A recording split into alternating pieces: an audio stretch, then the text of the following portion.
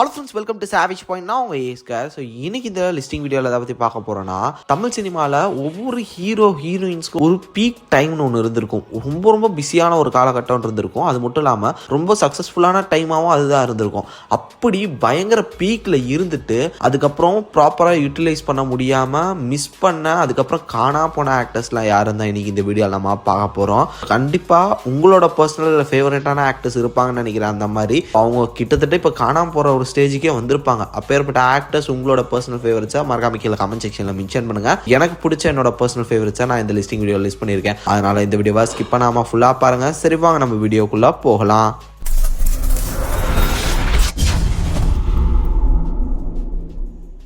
லிஸ்ட்டில் 6ஆவதாக இருக்கிறது விக்ரம் சார். விக்ரம் சாரை பொறுத்தவரையும் வந்து பார்த்தீங்கன்னா அந்த 2000லேருந்து 2008-9 வரையும் ஒரு பீக் டைம்னே சொல்லலாம். அவரை பொறுத்தவரையும் அவ்வளோ மாசான சூப்பரான ஒரு கமர்ஷியல் ஹிட்ஸை கொடுத்துட்டு வந்துட்டு இருந்தார். லைக் சாமி, அருள், தூளு, தில்லு, இந்த மாதிரி வரிசையாக கமர்ஷியல் படம் தான், கமர்ஷியல் ஹிட்ஸ் தான். அந்த மாதிரி ஒரு நல்ல ஸ்ட்ரீக்காக மெயின்டைன் பண்ணிட்டு தான் வந்துட்டு இருந்தார். 2010க்கு அப்புறம் அவரோட கன்சிஸ்டன்சி வந்து லைட்டாக தவற ஆரம்பிச்சு கொஞ்சம் படம் லேட்டாக பண்ணார். தென் இது மட்டும் இல்லாமல் கதை ஒரு பண்ணோம் அப்படி இப்படின்னு சொல்லிட்டு வந்து பார்த்தீங்கன்னா கொஞ்சம் டைம் எடுத்து பண்ணாரு. இது மட்டும் இல்லாமல் ஆஃப்டர் ஐ தான் அவர் வந்து ஒரு பெருசாக ஒன்று பண்ணது. அது அவரோட கெரியரை வேற மாதிரி லிஃப்ட் பண்ணும் அப்படின்னு நம்பினாரு. பட் ஐ வந்து பார்த்தீங்கன்னா பெரிய லெவலில் போகாமல் அதுக்கப்புறம் அவரோட கெரியரில் அவரோட ஃபிலிமோகிராஃபியில் அடிகள் அதுக்கப்புறம் நிறையா ஃப்ளாப்ஸ் தான் வந்து பார்த்தீங்கன்னா சேர்ந்துச்சு. இப்போ செலக்டிவான படங்கள் தான் பண்ணிட்டு இருக்காரு. அதுவும் வந்து பார்த்தீங்கன்னா முன்ன மாதிரி பெரிய லெவலில் ஒரு பெரிய பிளாக் பஸ்டா அவருக்கு வந்து இன்னும் எதுவும் பெருசாக கொடுக்கல. ஒரு சில படங்கள் தான் வந்து பார்த்தீங்கன்னா ஓரளவு அவங்களுக்கு வந்து கொஞ்சம் காப்பாற்றிக்கிட்டு இருக்கு. முன்னா இருந்து அந்த ஒரு பீக்கை வந்து பார்த்தீங்கன்னா கிட்டத்தட்ட அவங்க இழந்துட்டாங்க.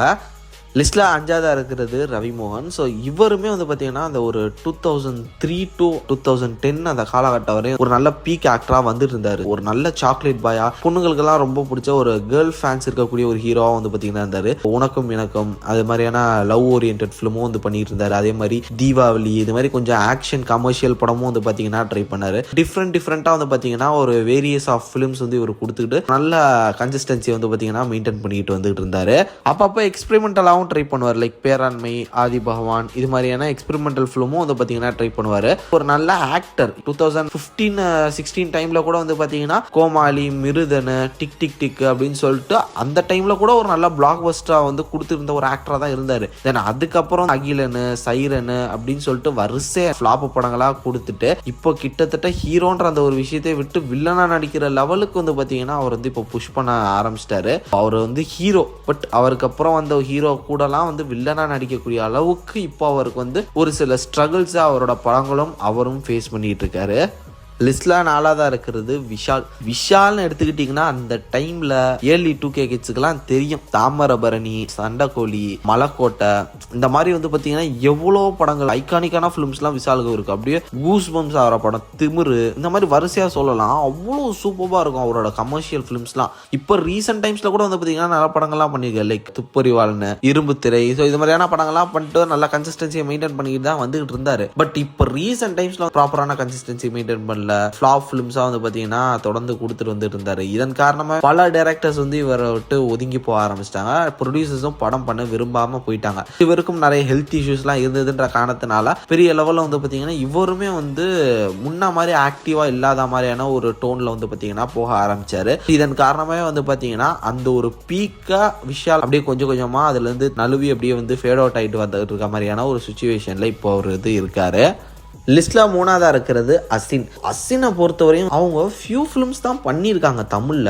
பட் அந்த ஃபியூ ஃபிலிம்ஸ்மே வந்து பார்த்தீங்கன்னா ரொம்ப ஐகானிக்கான ஃபிலிம்ஸாக இருக்கும். இது மட்டும் இல்லாமல் அவங்களுக்குன்னு ஒரு தனி ஃபேன் ஃபாலோவர்ஸே இருக்காங்க ஸ்டில் இப்போ வரையுமே. என்னோட வீடியோ கமெண்ட் செக்ஷன்லாம் வந்து பார்த்தீங்கன்னா அசினை பற்றி வீடியோ போடுங்கன்னா வந்து ஒரு பையன் வந்து கிட்டத்தட்ட ஒரு வருஷம் கமெண்ட் பண்ணிட்டு இருந்தான். இப்படி இருக்கீங்க அப்படின்ற மாதிரி ஒரு வருஷம் எல்லா வீடியோவும் வந்து கமெண்ட் பண்ணிட்டு இருந்தான். அவங்க வந்து கொஞ்சம் படங்கள் தான் பண்ணாங்க. கஜினி, போக்கிரி, காவலன் இது மாதிரி ரொம்ப சொற்பமான படங்கள் தான் பண்ணாங்க. அதுக்கப்புறம் அவங்க மேரேஜ் ஆனதுக்கப்புறம் வந்து பார்த்தீங்கன்னா ஃபிலிம் இண்டஸ்ட்ரியை வந்து அவங்க அப்படியே ஹீரோயின்றத விஷயத்தை குவிட் பண்ணிட்டு கம்ப்ளீட்டாக ஃபேமிலி ஃபோக்கஸ்டாகவும் பிஸ்னஸ் ஓரியன்டாகவும் கொஞ்சம் ப்ரைவசியை விரும்பி ஒரு ப்ரைவேட் லைஃப்குள்ளே போயிட்டாங்க. அதனால வந்து பார்த்தீங்கன்னா அவங்களோட அந்த ஒரு பீக்கை கிட்டத்தட்ட இழந்துட்டாங்க. இப்போ அவங்க நினைச்சாலும் வந்து பார்த்தீங்கன்னா அவங்களால வர முடியாது. பட் அந்த டைமில் அவங்களுக்கு அவ்வளோ மார்க்கெட் இருந்தது. அவங்களுக்கு டேட்ஸ் கிடைக்காது. ஏன்னா அந்த அளவு ஒரு ஹைலி டிமாண்டட் ஹீரோயினாக வந்து பார்த்தீங்கன்னா கிட்டத்தட்ட இருந்தாங்க. அந்த டைமில் நயன்தாரா இது மாதிரியான ஆக்ட்ரஸ் ஆக்ட்ரஸ்லாம் இருந்தாங்க. பட் அவங்களுக்கு ஈக்குவலாக அவங்களுக்கும் மேலே டிமாண்டடான ஒரு ஹீரோயினாக வந்து பார்த்தீங்கன்னா அசினுமே வளம் வந்தாங்க